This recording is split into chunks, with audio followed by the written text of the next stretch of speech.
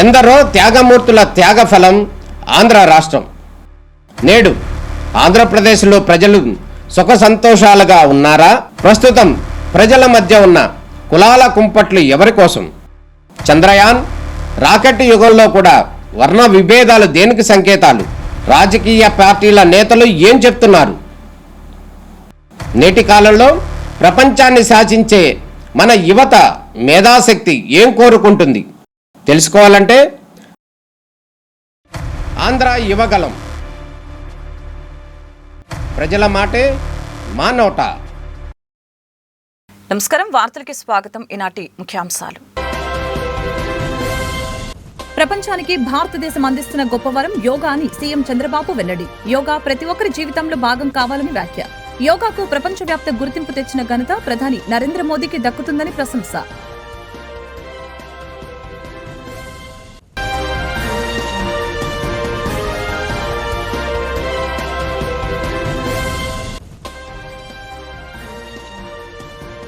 ఏపీకి 5 కుంకి ఏనుగుల్ని అందించిన కర్ణాటక ప్రభుత్వం.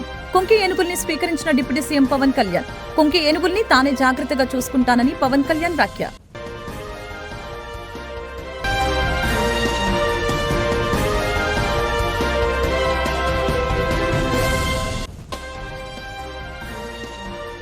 విశాఖ స్టీల్ ప్లాంట్ కార్మికుల సమ్మెకి మద్దతుగా ఆమరణ నిరాహార దీక్ష చేపట్టిన ఏపీసీసీ చీఫ్ వైఎస్ షర్మిలారెడ్డి. 2000 మంది కార్మికులను తిరిగి ఉద్యోగాలు తీసుకునే వరకు దీక్ష కొనసాగిస్తామని షర్మిల ప్రకటన. ప్రపంచానికి భారతదేశం అందిస్తున్న గొప్పవరం యోగా అని, యోగా ప్రతి ఒక్కరి జీవితంలో భాగం కావాలని సీఎం చంద్రబాబు అన్నారు. యోగాకు ప్రపంచవ్యాప్త గుర్తింపు తెచ్చిన ఘనత ప్రధాని నరేంద్ర మోదీకి దక్కుతుందని చెప్పారు. యోగా డెమాన్స్ట్రేషన్స్ కూడా 21 టెంపుల్స్ మనకు 5 కోట్ల కంటే ఎక్కువ ఆదాయం వస్తాయి. అదే సమయంలో టూరిస్ట్ డెస్టినేషన్స్ ఉన్నాయి. బుద్ధ స్తూప, అమరావతి, లేపాక్షి, శిల్పారావం, గండికోట, అరకు, లంసింగి, కోనసీమ, ఇలాంటివి వేరియస్ స్పాట్స్ మీరు చూస్తే గోదావరి దగ్గర అఖండ గోదావరి, ఇలాంటి అన్ని స్పేసెస్ కూడా ఒక 100 స్పేసెస్ ని ఈరోజు వేరియస్ ఇవన్నీ కూడా ఈ రోజు నుంచి అందరినీ రిక్వెస్ట్ చేస్తున్నా. 30 days ప్రతి ఒక్కరు కూడా మీకుండే టాలెంట్స్, మీకుండే క్రియేటివిటీ ఉపయోగించడం. కొంతమంది సాంగ్స్ బ్రహ్మాండంగా రాస్తారు, పోటీలు పెడతాం. కొంతమంది పెయింటింగ్స్ బాగా వేస్తారు యోగాలో, వాళ్ళకి ఇది పెడతాం. ఎస్సే రైటింగ్, హ్యాష్ ట్యాగ్స్ తయారు చేయడం, మీలాంటి వాళ్ళు ఆర్టికల్స్, మంచి ఆర్టికల్స్ మీ పేపర్లో రాయడం, మీ పర్సనల్ బెనిఫిట్స్, మీ పర్సనల్ ఎక్స్పీరియన్సెస్, టెస్టిమోనియల్స్ ఇవ్వడం. అదే సమయంలో electronic media everyday 1 hour or 2-3 times యోగాని ప్రమోట్ చేయడం. మీరు క్యాప్టివ్ ఆడియన్స్ తయారు చేసి వాళ్ల ద్వారా వాళ్ళు ప్రాక్టీస్ చేసే పరిస్థితిలో మీ ఆడియన్స్ కి మీరు చేయడం మీరిచ్చే గిఫ్ట్ ఇది. ప్రధానమంత్రి గారు ప్రపంచం మొత్తం యోగాని ప్రమోట్ చేయాలని ఆలోచించినప్పుడు మనందరికీ ఆ బాధ్యత ఉంది. మీ బాధ్యత మీ స్టేక్ హోల్డర్స్ కి దీన్ని పెనిట్రేట్ చేసే బాధ్యత మీరు తీసుకోవడం. ఎలక్ట్రానిక్ మీడియా ఒక time, print media with details రాయడం, సోషల్ మీడియా వాళ్ళు ఇన్ఫ్లుయెన్సర్స్ ఎవరైతే ఉన్నారో వాళ్ళంతా కూడా వాళ్ళ యొక్క వ్యూవర్స్ కి అందరికీ ఇది ఇవ్వడం. ఇవన్నీ చేసి ఎక్కడికక్కడ మంచి వీడియోస్ తయారు చేయడం, ఆ వీడియోస్ ను కూడా ఇది చేయడం. ఇవన్నీ కాంపిటీషన్ పెడతాం. బెస్ట్ కంటెంట్ ని, బెస్ట్ బెనిఫిట్స్ ని రాబోయే రోజుల్లో ప్రజలకు అందజేస్తాం. అది టెక్స్ట్ బుక్స్ కావచ్చు, పెయింటింగ్స్ కావచ్చు, సాంగ్స్ కావచ్చు, వీడియోస్ కావచ్చు, ఇలాంటివన్నీ కూడా తయారు చేసి ఎక్కడికక్కడ అందించే బాధ్యత తీసుకుంటాం. అదే మరి వీళ్ళు బెస్ట్ కాంపిటీషన్ లో ఇదైన వాళ్ళందరినీ విశాఖపట్నం కూడా తీసుకొస్తాం. ప్రధానమంత్రితో ఆ రోజు ముందు వరుసలో పెట్టి వీళ్ళందరినీ చేపించే పరిస్థితి తీసుకొస్తాం. అంటే వాళ్ళు కూడా ఆ ఈవెంట్ లో భాగస్వామ్యం చేస్తాం. కుంకి ఏనుగుల్ని నేనే జాగ్రత్తగా చూసుకుంటానని డిప్యూటీ సీఎం పవన్ కళ్యాణ్ వ్యాఖ్యానించారు. ఏపీకి 5 కుంకి ఏనుగుల్ని కర్ణాటక ప్రభుత్వం అందించింది. కర్ణాటక విధాన సౌధలో ఏనుగుల్ని పవన్ కళ్యాణ్ స్వీకరించారు. రాజకీయాలకు అతీతంగా సాయం చేసిన కర్ణాటకకి పవన్ కళ్యాణ్ కృతజ్ఞతలు తెలిపారు.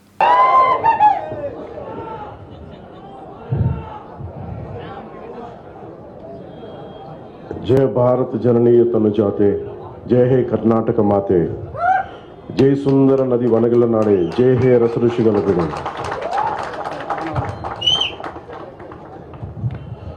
ಭಾರತ ಮಾತೆಯ ಮುದ್ದಿನ ಮಗಳಾದ ಕರ್ನಾಟಕ ತಾಯಿಗೆ, ಈ ಪುಣ್ಯ ಭೂಮಿಗೆ ಹಾಗೂ ಕರ್ನಾಟಕದ ಪ್ರಜೆಗಳಿಗೆ ನಾನು ತಲೆಬಾಗಿಸಿ ನಮಸ್ಕರಿಸುತ್ತಿದ್ದೇನೆ.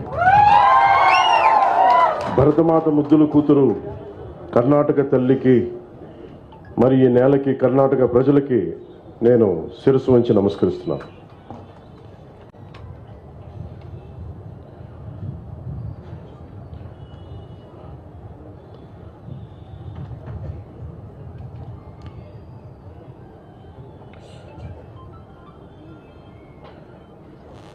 ನನ್ನ ಸಂದೇಶವನ್ನು ಪ್ರಾರಂಭಿಸುವ ಮೊದಲು ಕರ್ನಾಟಕದ ರಾಷ್ಟ್ರಕವಿ ಶ್ರೀ ಕುಪ್ಪಿಳ್ಳಿ ವೆಂಕಟ ಪುಟ್ಟಪ್ಪ ಕಾವ್ಯನಾಮ ಕುವೆಂಪು ಅವರ ಅಮೃತವಾಣಿ ಕವನದಿಂದ ಪ್ರಾರಂಭಿಸುವುದು ನನಗೆ ಅಪಾರ ಸಂತೋಷವನ್ನುಂಟು ಮಾಡುತ್ತದೆ.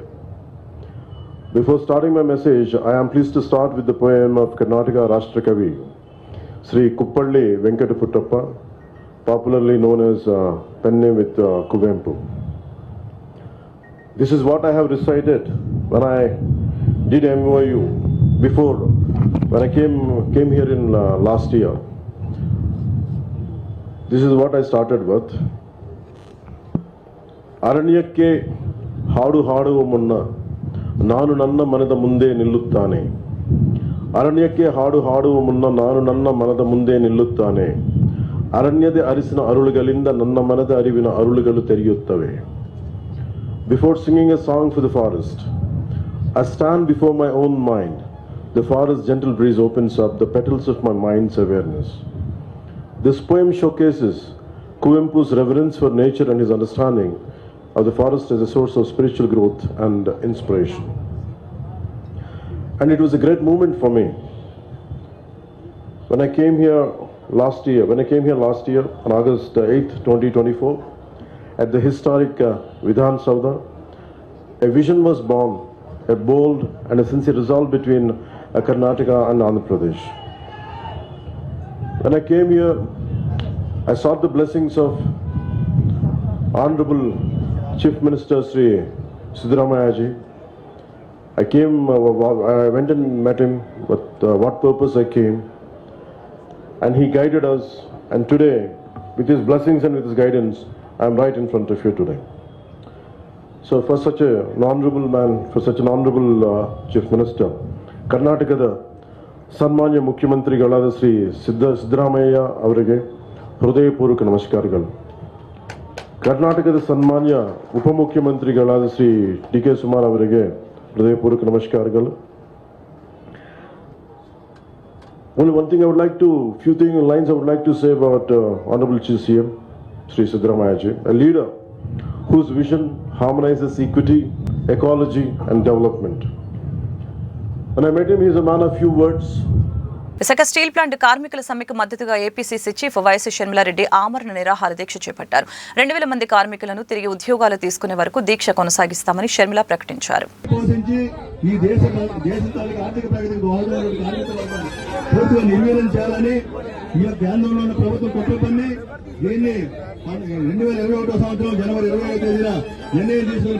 కూటమి ప్రభుత్వానికి కోర్టులు మొట్టికాయలు వేస్తున్న పాలకులు బుద్ధి తెచ్చుకోవటం లేదని మాజీ శాసనసభ్యులు మల్లాది విష్ణు ఎద్దేవా చేశారు. మాజీ శాసనసభ్యుడు సింహాద్రి రమేష్ బాబు స్వగృహంలో బుధవారం ఆయన విలేకరులతో మాట్లాడారు. గతంలో వైఎస్ జగన్మోహన్ రెడ్డి కరెంటుని 2.40 రూపాయలకి కొనుగోలు చేస్తూ విద్యుత్ ఒప్పందం కుదుర్చుకుంటే ఇప్పుడున్న కూటమి పార్టీలు నానా యాగి చేశాయని చెప్పారు. ఇప్పుడున్న కూటమి ప్రభుత్వం అదే కరెంటుని 4 రూపాయల 60 పైసలకి ఎలా కొనుగోలు చేస్తూ ఒప్పందం కుదుర్చుకుందో ప్రజలకి సమాధానం చెప్పాలని అన్నారు. అమరావతి రాజధాని పేరుతో మరొకసారి రైతుల్ని మోసం చేసేందుకు కూటమి ప్రభుత్వం ప్రయత్నిస్తుందని చెప్పారు. గతంలో భూములు ఇచ్చిన రైతులకి దిక్కులేదని, మళ్లీ ఇప్పుడు వేలాది ఎకరాల భూసేకరణ అంటూ రైతుల్ని మభ్యపెట్టేందుకు కూటమి ప్రభుత్వం చూస్తుందని చెప్పారు. ఈ సమావేశంలో మాజీ ఎమ్మెల్యే సింహాద్రి రమేష్ బాబు, జడ్పీటీసీ చింతలపూడి లక్ష్మీనారాయణ, వైఎస్ఆర్సీపీ నాయకులు రాజనాల మాణిక్యాలరావు, గరికపాటి కృష్ణారావు పాల్గొన్నారు.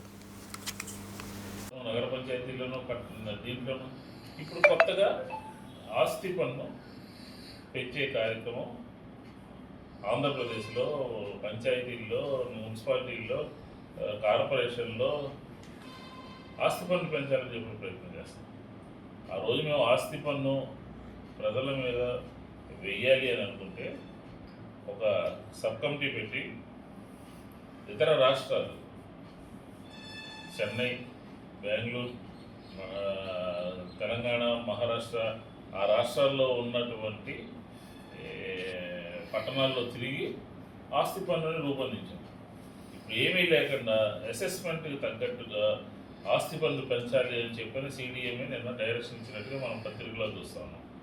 ఆస్తి పన్ను పెంచడం అనేది పౌరుల నుంచి పన్నులు వసూలు చేసుకోవడానికి మాత్రమే తప్ప సౌకర్యాలు కల్పించడంలో నగరపాలక సంస్థలు, కార్పొరేషన్లు, పంచాయతీలు పూర్తిగా విఫలం చెందుతున్నాయి. ప్రజలకు కావాల్సిన మౌలిక సదుపాయాలు, మంచినీరు సరిగా అందించలేకపోతున్నారు, తాగునీరు సురక్షితమైనటువంటి తాగునీరు అందించలేకపోతున్నారు. శానిటేషన్ చాలా దరిద్రంగా ఉంది. పట్టణాల్లో, పల్లెల్లో, నగర పంచాయతీల్లో శానిటేషన్ మొన్న ఈ మధ్య సాక్షాత్తు ముఖ్యమంత్రి గారు పోయారు. కర్నూలు వెళ్ళినా లేకపోతే మార్కాపురం వెళ్ళినా ప్రజలు అడుగుతున్నారు, చెత్త ఊరంతా చెత్త ఉందని నేను చెప్పాను. ఈయన పెద్ద మీ ఊరంతా చెత్త లేదా, శుభ్రంగా ఉందా, అది ఇది అంటే చెత్తగా ఉంది, నగరం అంతా ప్రాంతాలంతా కూడా చెత్తమయం అయిపోయిందని చెప్తున్నారు. మా ప్రభుత్వాన్ని అధికారంలో ఉన్నప్పుడు చెత్త ప్రభుత్వం అని చెప్పని మాట్లాడి చెత్త పన్ను ఎత్తేస్తున్నానని చెప్పి చెత్త పన్ను తీసుకొచ్చిందే ఆయన ప్రభుత్వంలో.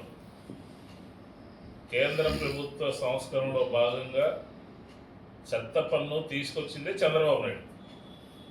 దాన్ని కొన్ని కార్యక్రమాలకి లింక్ పెట్టిన తర్వాత జగన్మోహన్ రెడ్డి గారు నగరాల్లో ఒక చెత్త సంబంధించినటువంటి దాన్ని door to door garbage collection అని, వెహికల్స్ రావడం కానీ, లేకపోతే ఉన్నటువంటి చెత్తని తరలించడం కానీ ఇదంతా చేస్తే ఏదో గొప్పగా చెత్త పనులు తీసేస్తున్నామని చెప్పని నగరాలు, పట్టణాలు అన్నీ కూడా చెత్త కార్యక్రమం, నగరాలుగా తయారు చేశారు. మేము ఉన్నప్పుడు ఆంధ్రప్రదేశ్ కేంద్ర ప్రభుత్వం, పర్యావరణ శాఖ కానీ, మున్సిపల్ అడ్మినిస్ట్రేషన్లో కానీ ఎన్ని నగరాలకి అవార్డులు వచ్చినాయి. ఈరోజు ఏం జరుగుతుంది? వర్షాకాలం వస్తూ ఉంది, ముందస్తు చర్యలు ఏమైనా తీసుకున్నారా? శానిటేషన్ మీద ఏదైనా తీసుకున్నటువంటి దాఖలాలు ఉన్నాయా? కాబట్టి ఆస్తి పన్ను పెంచాలని, లేకపోతే వాటర్ ట్యాక్స్ పెంచాలని, లేకపోతే కరెంటు ఛార్జీలు పెంచారు, అన్ని రిజిస్ట్రేషన్ అన్ని బాధుడు ఈ ప్రభుత్వం యొక్క సిద్ధాంతం. బాబు గ్యారంటీ, భవిష్యత్తు షూరిటీ బాబు గ్యారంటీ కాదు, బాధుడే ఈ ప్రభుత్వం యొక్క విధానం. ప్రతిపాడు నియోజకవర్గం స్వర్ణభారతి నగర్లో ఉచిత వైద్య శిబిరం మరియు ఉచిత మందుల పంపిణీ.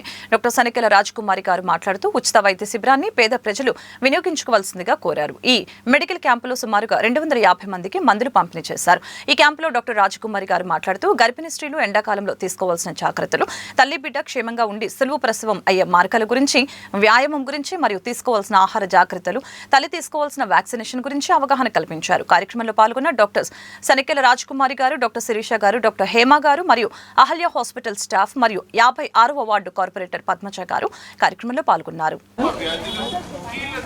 ఇది స్వర్ణభారతి నగర్ ఎమ్మెల్యేను అందరూ ఇక్కడ 11వ లేనేనా మీ అందరూ? 8వ లేన్ కూడా. నా పేరు డాక్టర్ రాజకుమారి, మేడం పేరు doctor Sirisha, doctor Hema, Ahalya nursing home, Ahalya trust ద్వారా ఇక్కడికి వచ్చాం. ముఖ్యంగా ఇవాళ ఈ ఆరోగ్య శిబిరం పెట్టడం కారణం మీ ఆరోగ్యం పరీక్షించడానికి, అలాగే ఆరోగ్యంగా ఉండాలి, ఎలా ఉండాలి అని చెప్పడానికి నిర్వహించాం. ఇక్కడ మనందరికీ తెలుసు, పెద్దలు చెప్పారు ఆరోగ్యంగా ఉంటే అది మహాభాగ్యం అని. అందరికీ తెలుసు కదా. మరి అందరు ఆరోగ్యంగా ఉన్నారా? ఇప్పుడు ముఖ్యంగా చాలా చోట్ల, చాలా మందిలో కనపడే ఈ అనారోగ్యం ఎక్కువగా కనపడేది బీపీ, షుగరు, గుండె జబ్బులు, చిన్న వయసులోనే గుండె జబ్బులు రావటం, ఉబ్బసం, చాలామందికి ఆయాసం. ఇప్పుడు ఇంకా ఎక్కువ కనపడేది కాలు నొప్పులు, కీళ్ళ నొప్పులు, కాలు వాపులు, కిడ్నీ ప్రాబ్లమ్స్ అని. ఇంకా ఆడవాళ్ళు చూస్తే నెలసర్లు ఇబ్బంది, పిల్లలు పుట్టకపోవటం, ఇట్లాంటి చాలా కారణాలు చూస్తున్నాం. మీరు ఆరోగ్యంగా ఉంటేనే మీ కుటుంబం ఆరోగ్యంగా ఉంటుంది, అంతే కదా. ఇప్పుడు ఒకళ్ళైనా ఇంట్లో ఆరోగ్యంగా లేరు అంటే బోల్డన్ని ఖర్చులు, వాళ్ళ మీద ధ్యాస చూపించాలి. కుటుంబం ఎట్లాగైనా వాళ్ళ మీద ఆలోచించేటప్పటికి పిల్లలు సరిగ్గా ఉండట్లా, పిల్లలు సరిగ్గా చదువుకోలేకపోతున్నారు. సో అందుకని ఆరోగ్యంగా ఉండాలి. సో ముఖ్యంగా ఆరోగ్యంగా ఉండాలి అంటే ఒక 6 విషయాలు చెప్పాలని మీకు అనుకున్నా. ఒకటి, ఆరోగ్యంగా తినాలి. అందరికీ తెలిసిందే, కానీ మనం ఎంతవరకు పాటిస్తున్నాం అనేది చూసుకోవాలి. ఎస్పెషలీ ఇంట్లో తల్లులు వాళ్ళ పిల్లల మీద, వాళ్ళ భర్తల మీద శ్రద్ధ చూపించాలి. వాళ్ళు తినే కూరగాయలు, కాయలు, ఇంట్లో వండిన ఫుడ్డే తినాలి అని ముందు వాళ్ళకి చెప్పాలి. ఎక్కువగా బీపీ, షుగర్ ఉండేవాళ్ళు ఇంట్లో నూనెలో మునిగే ఏమీ తినకూడదు, నూనె చాలా తగ్గించుకుని వాడాలి. అలాగే ఉప్పు కూడా చాలా కారణం, అది విషం లాగా అనమాట. కరెక్ట్గా వేస్తే పర్వాలే, ఎక్కువ వేస్తే అది విషం. పంచదార అది కూడా అంతే, తక్కువ వాడాలి. మన చంద్రబాబు నాయుడు గారు అదే చెప్తున్నారు. ఉప్పు, పంచదార, నూనె చాలా తగ్గించుకుని వాడాలి అని, అది మొదటి సూత్రం.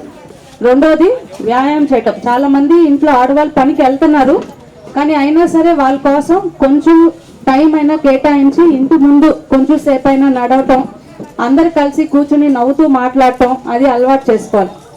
మూడోది, ఎంత ఆరోగ్యంగా ఉన్నా సరే సంవత్సరానికి ఒకసారైనా అన్ని ఆరోగ్య పరీక్షలు చేయించుకోవాలి. నాలుగోది, మీకు బీపీ, షుగర్ ఉంది, నాకు బాగానే ఉంది అని మీ ఆరోగ్యాన్ని నిర్లక్ష్యం చేయకూడదు. మీరు ఖచ్చితంగా 3 నెలలకు ఒకసారి మీ ఆరోగ్య పరీక్షలు, బీపీ కానీ, షుగర్ కానీ, థైరాయిడ్ కానీ ఏది ఉన్నా సరే అది పరీక్షించుకోవాలి. అలాగే ఆడవాళ్ళు ముఖ్యంగా నెలసరి సరిగా రాకపోయినా, నెలకి సరిగా రాకపోయినా అవి ఖచ్చితంగా మీరు పట్టించుకోవాలి. ఎందుకంటే మీరు ఆరోగ్యంగా ఉంటేనే మీ కుటుంబం ఆరోగ్యంగా ఉంటుంది. భారతదేశాన్ని అభివృద్ధి చేసిన ఏకైక కుటుంబం ఇందిరాగాంధీ కుటుంబమేనని జిల్లా కాంగ్రెస్ అధ్యక్షులు చిలక విజయ్ కుమార్ పేర్కొన్నారు. గుంటూరులోని కాంగ్రెస్ కార్యాలయంలో రాజీవ్ గాంధీ వర్ధంతిని బుధవారం నిర్వహించారు. కార్యక్రమంలో విజయ్ కుమార్తో పాటు పార్టీ నేతలు బిల్లా సునీల్ కుమార్, కూచిపూడి విజయ, ఉషారాణి తదితరులు పాల్గొని రాజీవ్ గాంధీ చిత్రపటానికి పూలమాలలు వేసి నివాళులు అర్పించారు.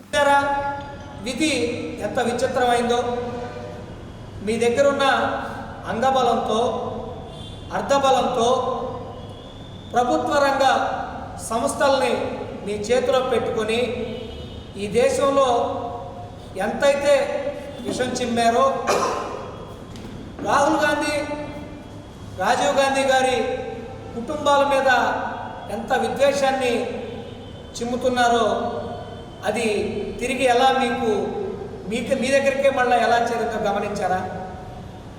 ఈ మధ్య చూసుకుంటా ఉంటే ప్రతి ఒక్క పౌరుడు,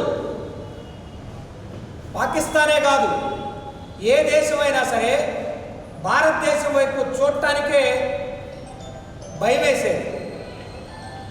అటువంటి రోజుల నుంచి మీరే గొప్పగా ఈ దేశాన్ని రక్షించినట్లుగా మీ దగ్గరున్న ఐటీ సెల్తో ఈ దేశానికి ఏదో కొత్త చరిత్ర నేర్పించాలని ప్రయత్నం చేశారు, కానీ అది జరగలేదు. మీరు ఎలా యుద్ధాన్ని చేశారు, ఏ భయంతో యుద్ధాన్ని ఆపారు మొత్తం గమనించారు. గతంలో కూడా పాకిస్తాన్కి మనకి యుద్ధం జరిగిందే, ఆనాడంత టెక్నాలజీ లేదే, అయినా కూడా ఇందిరాగాంధీ గారు ఎంత వీరోచితంగా పోరాడారు, ఎట్లా విజయాన్ని సాధించారనేది ఈనాడు యువత తెలుసుకుంది కదా ఆల్రెడీ. కనుక ఈ దేశాన్ని మీరు మభ్యపెట్టలేరని ఇప్పుడన్నా అర్థమైందా? ఈ దేశ చరిత్రని, రాహుల్ గాంధీ గారి కుటుంబ చరిత్రని కాదనలేరని మీకు ఇప్పటికైనా అర్థమైందా? గుర్తుపెట్టుకోవాలి, ఈ దేశం కోసం ప్రాణత్యాగం చేసినటువంటి కుటుంబం, ఈ దేశాన్ని నిర్మించిన కుటుంబం. స్వాతంత్రం వచ్చే నాటికి ఈ భారతదేశం పరిస్థితి ఏంటి?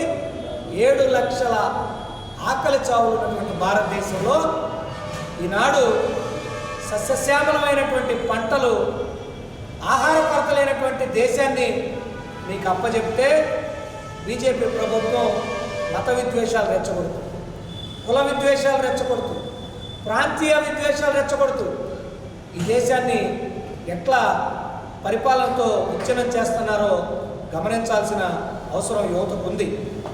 మరి ముఖ్యంగా చూసుకుంటే రాష్ట్ర ప్రభుత్వం నిన్నే చూసాం మేము, ఇళ్లకాడకు వచ్చి రేషన్ బియ్యం ఇచ్చే బళ్ళని నేటి నుంచి ఆపేసామని చెప్పి నిన్నే పౌర సరఫరాల శాఖ మంత్రి గారు ఒక నివేదిక, ఒక స్టేట్మెంట్ ఇచ్చినట్లుగా నిన్న గమనించాం. బాగా గుర్తుపెట్టుకోవాలి కూటమి ప్రభుత్వం, ఎందుకు మీరు ఇట్లా పిచ్చి పిచ్చి పనులన్నీ చేసుకుంటున్నారు? ఏవి వృద్ధులు, వికలాంగులు ఎంతమందికి ఆ రేషన్ బియ్యం ఇళ్ళకాడికి వస్తే చక్కగా వాళ్ళు రేషన్ అందుకుంటున్నారు? అది ఏ ప్రభుత్వమైనా ప్రవేశపెట్టుండొచ్చు. మీకు జగన్ ఫోటో ఇష్టం లేకపోతే పవన్ గారి ఫోటో వేసుకోండి, చంద్రబాబు గారి ఫోటో వేసుకోండి. రాష్ట్ర మహిళా కమిషన్ చైర్పర్సన్ రాయపాటి శైలజ గుంటూరులో ఆకస్మిక తనిఖీ చేశారు. మహిళా ప్రాంగణంలోని శక్తి సదన్, సఖీ వన్ స్టాప్ సెంటర్, గృహహింస నిరోధక విభాగం, బాలల పరిరక్షణ విభాగాన్ని పరిశీలించారు. ఈ సందర్భంగా రాయపాటి శైలజ మీడియాతో మాట్లాడారు. అందరికీ నమస్కారం. ఏపీ మహిళా కమిషన్ చైర్పర్సన్గా నియమించిన తర్వాత ఫస్ట్ విజిట్ శక్తి సదన్స్. ఎందుకంటే అన్యాయానికి గురి కాబడ్డ మహిళలకి ఒక సేఫ్ జోన్ అంటూ కావాలన్నది అప్పుడు గవర్నమెంట్ ఆఫ్ ఇండియా చెప్పింది, ప్రతి స్టేట్ గవర్నమెంట్ కూడా అది ఫాలో అప్ చేస్తుంది. సో రెండు ఉండేవి, స్వధార్ గృహాను ఉజ్వల అని 2 స్టార్ట్ చేశారు. ఇప్పుడు రెండింటిని కలిపి శక్తి సదన్గా చేసి, సో మొత్తం మీద 441 సెంటర్స్ ఉన్నాయి ఆల్ ఓవర్ ఇండియా. మన జిల్లాల్లో, మన రాష్ట్రంలో 26 సెంటర్స్ ఉన్నాయి. సో అవి ఎలా ఉన్నాయి, బిల్డింగ్స్, సౌకర్యాలు కానివ్వండి, అక్కడ ఏమేమి ఉన్నాయి, ఇన్ఫ్రాస్ట్రక్చర్, అలాగే అక్కడ పనితీరు ఎలా జరుగుతుంది అనేది చూడటానికి వచ్చాము. ఆల్రెడీ నంబూరు ఒకటి విజిట్ చేసాము. నెక్స్ట్ ఇప్పుడు గుంటూరు నల్లపాడులో ఏదైతే గవర్నమెంట్ నడుపుతుందో అక్కడికి వచ్చాము. సో బేసిక్లీ ఏంటంటే అంతకుముందు ఉజ్వల అనేది ఓన్లీ ట్రాఫికింగ్ జరిగిన మహిళలకి, స్వధార్ గృహ అంటే మిగతా విక్టిమ్స్కి అలా ఉండేది. ఇప్పుడు అందరినీ కలిపి ఒకే చోట శక్తి సదన్స్లో పెడుతున్నారు. సో ఈ శక్తి సదన్ కేంద్రం నుంచి వచ్చే మిషన్ శక్తి ప్రోగ్రామ్ కింద ఇది అలాట్ చేయబడిందండి. దీంట్లో ఏంటంటే గవర్నమెంట్ కేంద్రం 60% ఇస్తే రాష్ట్రం దానికి మ్యాచింగ్ గ్రాంట్కి అట్లీస్ట్ 40% ఇచ్చి ఈ సంస్థలు నడపాలి. ఇక్కడ కేవలం వాళ్ళకి షెల్టరే కాదు, షెల్టర్తో పాటు ఫ్రీగా ఆహారం కానివ్వండి, ఆరోగ్యం, అలాగే లీగల్ కౌన్సిలింగ్, ఏమైనా కోర్టు కేసులు వెళ్ళాలన్నా లీగల్ ఎయిడ్, ఇవన్నీ కూడా ఇక్కడ జరుగుతుంటాయి. వాటితో పాటు ఈ విక్టిమ్స్ అంటే ఈ తర్వాత వాళ్ళకి ఒక దారి చూపించాలి, సంక్షోభం దిశ నుంచి వాళ్ళకి సంక్షేమం దిశగా చూపించడానికి స్కిల్ ట్రైనింగ్ కానివ్వండి, అలా శారీ ప్రింటింగ్ అనో, లేకపోతే టైలరింగ్ అనో, అలా చాలా, లేకపోతే వాళ్ళని స్కూల్స్కి పంపించటం. కొన్ని NGOs ద్వారా ఏదైతే నడబడుతున్నాయో శక్తి సదన్, వాళ్ళు పెళ్ళిళ్ళు చేయటం దగ్గర నుంచి స్కూల్స్ పంపించటము, తర్వాత మళ్ళీ పెళ్ళిళ్ళు చేశాక కూడా వాళ్ళు ఫాలో అప్ చేస్తారు. వాళ్ళు బాగున్నారా, లేకపోతే మళ్ళీ ఏదైనా హస్బెండ్తో గొడవ ఉన్నారంటే మళ్ళీ వాళ్ళని తీసుకొచ్చి వాళ్ళ దగ్గర ఉంచుకొని కౌన్సిలింగ్ ఇప్పించటం. సో పిల్లలు, ఇప్పుడు విక్టిమ్స్కి పిల్లలు ఉన్నా కూడా పిల్లల్ని కూడా ఒక ఏజ్ వరకు ఇక్కడ చేర్చుకుంటారు. వాళ్ళతో పాటు మదర్తో పాటు ఉంచి వాళ్ళందరికీ కూడా అన్ని సౌకర్యాలు కల్పిస్తున్నారు. కాకపోతే దీనికి ప్రభుత్వం దగ్గర నుంచి మనకి సహాయ సహకారాలు కావాలి. సో కేంద్రం ఇస్తున్నా కూడా ఇక్కడ ప్రభుత్వం మరి గత 5 ఏళ్లలో మేము విన్నది, ఇప్పుడు విజిట్కి వెళ్ళినప్పుడు చెప్పింది అంటే మ్యాచింగ్ గ్రాంట్ ఇవ్వట్లేదు. అది ఇవ్వనప్పుడు కేంద్రం కూడా ఎంతవరకు చేయగలుగుతుంది? సో మనం ఫుల్గా లాస్ట్ 4 years నుంచి చాలా ఏరియాస్ ఉన్నాయి. ఒక్కొక్క గృహలో చెప్పడం ఏంటంటే మరి ప్రభుత్వం, ఈ కొత్త ప్రభుత్వం వచ్చాక ఆల్ 3 ఏరియాస్ అన్నీ ఏదైతే అట్లీస్ట్ 3-4 ఏరియాస్ వచ్చేసినాయి. ఇప్పుడు ఈ లాస్ట్ ఇయర్ది ఒకటే ఉంది, అది ఇంకా వీళ్ళు బెల్స్ ఆల్రెడీ కేంద్రం రిలీజ్ చేసింది. డైరెక్టర్ గారు అప్రూవ్ చేస్తే ఆ ఫండ్స్ కూడా వస్తాయి. సో ఏదన్నా ఇలాంటి మహిళలకి ఏదైతే NGOs కానివ్వండి, లేకపోతే ఇలా గవర్నమెంట్ రిలేటెడ్ ప్రోగ్రామ్స్ అయితే శక్తి సదన్ నిర్వహిస్తున్నారో అవి బాగా జరగాలంటే మాత్రం ప్రభుత్వం ఫండింగ్ అనేది ఇర్రెస్పెక్టివ్ ఆఫ్ ఏ పార్టీ అయినా సరే అండి. ఎందుకంటే కమిషన్ అనేది, మహిళా కమిషన్ అనేది కేవలం ఆడవాళ్ళు, వాళ్ళకి అన్యాయం జరిగినప్పుడు ఆదుకోవటానికి, పేరెంట్స్ లేకపోయినా ఎవరు లేకపోయినా ఆదుకోవటానికి ప్రభుత్వం ఉంది, లేకపోతే మహిళా కమిషన్ అనేది ఉన్నది అనేది ఒక భరోసా మహిళా కమిషన్ కలిగియాలి. సో గత 5 ఏళ్లలో ఎలా ఉందో నిర్వీర్యమైందో అది అందరం చూసాము. బట్ అట్లీస్ట్ ఇప్పటి నుంచి మహిళా కమిషన్ పనితీరు మార్చుకొని లేడీస్ అందరికీ, రాష్ట్రంలో ఉన్న మహిళలందరికీ కూడా మేము ఉన్నాము మీకే. ఈరోజు సాయంత్రం తెలుగుదేశం పార్టీ గుంటూరు తూర్పు నియోజకవర్గం మహానాడు కార్యక్రమం గుంటూరు తెలుగుదేశం పార్టీ జిల్లా కార్యాలయం నందు నిర్వహించారు. ఈ కార్యక్రమానికి గుంటూరు తూర్పు నియోజకవర్గ శాసనసభ్యులు మహమ్మద్ నజీర్ అధ్యక్షత వహించారు. కార్యక్రమానికి ముఖ్య అతిథిగా విచ్చేసిన తెలుగుదేశం పార్టీ సీనియర్ నాయకులు Varla Ramaiah, AP industrial corporation chairman Degala Prabhakar, Dasari Raja master, Telugu Desam party రాష్ట్ర మహిళా నాయకురాలు డాక్టర్ సనెకల రాజకుమారి, అన్ని డివిజన్ల కార్పొరేటర్లు, తెలుగుదేశం పార్టీ ముఖ్య నాయకులు, కార్యకర్తలు, మహిళలు పెద్ద ఎత్తున పాల్గొని కార్యక్రమాన్ని విజయవంతం చేశారు. మహానాడు మనందరికీ కూడా ఎంతో ప్రత్యేకమైనటువంటి మహానాడు. ఎందుకంటే అధికారంలోకి వచ్చిన తర్వాత మొదటి మహానాడుగా రాక్షస ప్రభుత్వాన్ని పారదోలడానికి ఎంతో కష్టపడి గత 5 సంవత్సరాల నుంచి ఎన్ని పోరాటాలు, ఉద్యమాలు చేసి ఎన్ని కేసులు పెట్టినా కూడా భయపడకుండా మీరందరూ కూడా ఎత్తినటువంటి పార్టీ జెండాను దించకుండా అహర్నిశలు పనిచేసినటువంటి కార్యకర్తలందరికీ కూడా ఈ మహానాడు ఒక వేదికగా మనందరం కూడా కోరుకుంటున్నటువంటి తెలుగుదేశం పార్టీ ప్రభుత్వం ఈరోజు కూటమి ప్రభుత్వం అధికారంలోకి వచ్చి 1 సంవత్సరం కాబోతా ఉంది. ఈరోజు మనందరికీ కూడా తెలుసు, గతంలో కూడా అనేక మహానాడులు జరిగినాయి. ప్రతి ఒక్క మహానాడులో కూడా వాటికి సంబంధించినటువంటి ఆనాడు ఉన్నటువంటి అంశాలతో పాటు పార్టీ నియమాల నుంచి ఎన్నికలు కూడా నిర్వహించుకోవడం జరుగుతుంది. మన నియోజకవర్గంలో కూడా గత 15 రోజుల నుంచి కుటుంబ సాధికారిక సమితి అధ్యక్షుల దగ్గర నుండి 2 అధ్యక్షుల్ని, ప్రతి KSS కూడా 2, ఒక అధ్యక్షుడు దాంతో పాటు కో కన్వీనర్గా ఒక మహిళను పెట్టడం అని పార్టీ ఆదేశించడం జరిగింది. అందులో ప్రతి ఒక్క KSS అంటే ఒక పోలింగ్ బూత్ కాకుండా ఒక పేజ్, ఒక 60 ఓట్లకు సంబంధించి ఒక కుటుంబ సాధికార సభ్యుడిని ఎన్నుకోవడం, దాంతోపాటు ఒక మహిళని కూడా, అంటే రెండు వైపులా కలిపి 60 ఓట్లు ఉంటాయి ఒక ఎలక్షన్ సంబంధించినటువంటి పేజ్లో. ఆ పేజ్లో రెండు వైపులు ఉన్నటువంటి ఓటర్స్లో నుంచి 60 ఓటర్స్ నుంచి ఇద్దరిని తీసుకోవడం, ఆ ఇద్దరిని అధ్యక్షులుగా కోఆపరేటివ్ అధ్యక్షులుగా ఇద్దరిని పెట్టుకోవడమే కాకుండా బిఎల్ఎల్ని అపాయింట్ చేసుకోవడం, బిఎల్ఎల్ ద్వారా మళ్ళీ యూనిట్ని అపాయింట్ చేయడం, యూనిట్లో నుంచి క్లస్టర్ని తీసుకోవడం, వార్డు ప్రెసిడెంట్ అలాగే అనుబంధ విభాగాలకు సంబంధించినటువంటి అధ్యక్షులు కూడా నియమించమని చెప్పి పార్టీ గత 15-20 రోజుల నుంచి నిరంతరంగా దాని మీద పనిచేస్తున్నటువంటి పరిస్థితులు. ఇంకా ఇప్పటికే 70% మన గుంటూరు తూర్పు నియోజకవర్గానికి సంబంధించినటువంటి కమిటీ. వార్తలు ముగించే ముందు ముఖ్యాంశాలు మరొకసారి. ప్రపంచానికి భారతదేశం అందిస్తున్న గొప్ప వరం యోగా అని సీఎం చంద్రబాబు వెల్లడి. యోగా ప్రతి ఒక్కరి జీవితంలో భాగం కావాలని వ్యాఖ్య. యోగాకు ప్రపంచవ్యాప్త గుర్తింపు తెచ్చిన ఘనత ప్రధాని నరేంద్ర మోదీకి దక్కుతుందని ప్రశంస.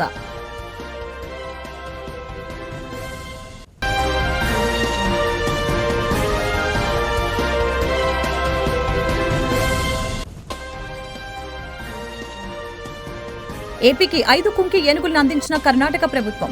కుంకి ఏనుగుల్ని స్వీకరించిన డిప్యూటీ సీఎం పవన్ కళ్యాణ్. కుంకి ఏనుగుల్ని తానే జాగ్రత్తగా చూసుకుంటానని పవన్ కళ్యాణ్ వ్యాఖ్య.